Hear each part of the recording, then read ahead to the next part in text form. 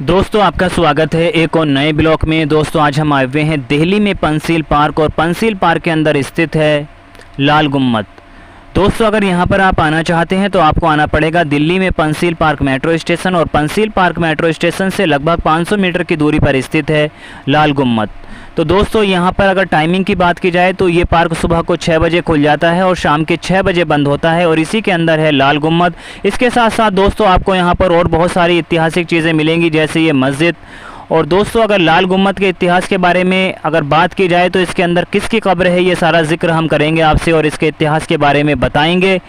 दोस्तों इसके साथ साथ अगर हम बात करते हैं तुगलक वंश की, तुगलक वंश कब स्टार्ट किया गया था और कब उसकी शुरुआत हुई थी, तो तुगलक वंश की शुरुआत 1320 में गयासुद्दीन के साथ में हुई थी। उसी शासनकाल के कार्यकाल में 1354 में जिस टाइम फिरोज शाह तुगलक शासनकाल में थे, जो उस टाइम के दिल्ली के बादशाह थे, इस जगह के अंदर कब्रिस्तान बना दिया गया था। और बहुत सारी कब्रें हैं जो क्या तुगलक वंश के शासनकाल के दौरान उनके रिश्तेदारों और परिवारों की कब्रें इस पार्क के अंदर मौजूद हैं, और बहुत सारी मस्जिदें आपको इस पार्क के अंदर मिलेंगी।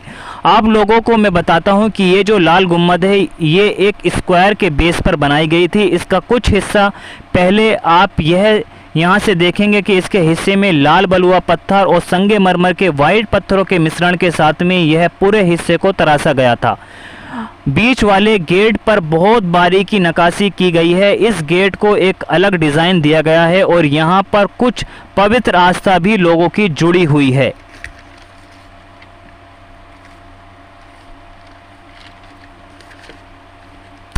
ऐसा कहा जाता है कि जुम्मेरात को यहाँ पर बहुत सारे लोग अपनी दुआओं के लिए आते हैं, और कहा जाता है कि यहाँ पर दुआएं कबूल भी होती हैं। और यहाँ इतिहास के बारे में अगर बात की जाए दोस्तों, इतिहास के उन सुनहरे लम्हों में अगर हम जीने की कोशिश करें तभी हम इसके इतिहास की बारियों को समझ पाएंगे।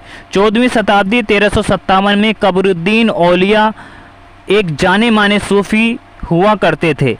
तुगलक शासनकाल के दौरान उन्हें इंतकाल के बाद इसी मकबरे के अंदर दफनाया गया था। इतिहासकारों के द्वारा ऐसा बताया गया है कि जो ये मकबरा है यह बिल्कुल गयासुद्दीन तुगलक के मकबरे जैसा है, तो हो सकता है कि उस शासनकाल के बादशाह के द्वारा यह जगह बनाई गई हो।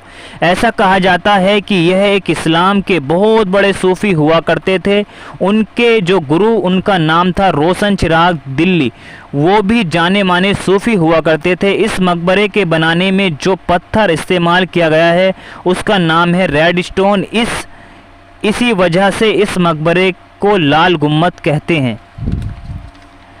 लोग यहाँ पर अगरबत्ती और मोमबत्ती लगाते हैं। इस मकबरे के अंदर बहुत सारी कब्रें हैं। बताया जाता है कि इन्हीं कब्रों में एक कब्र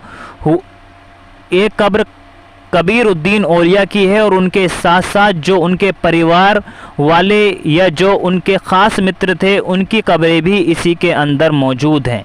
इस लाल गुम्मद को रकाब वाला मकबरा और रकाब वाली मस्जिद के नाम से भी जाना जाता है। तो आप दोस्तों देख सकते हैं कितनी आलीशान और ये खूबसूरत गुम्मद है, जो क्या 13वीं शताब्दी में इसका निर्माण किया गया था, और इसके अंदर कबीरुद्दीन औलिया रहमतुल्लाह अलैहि की कब्र है।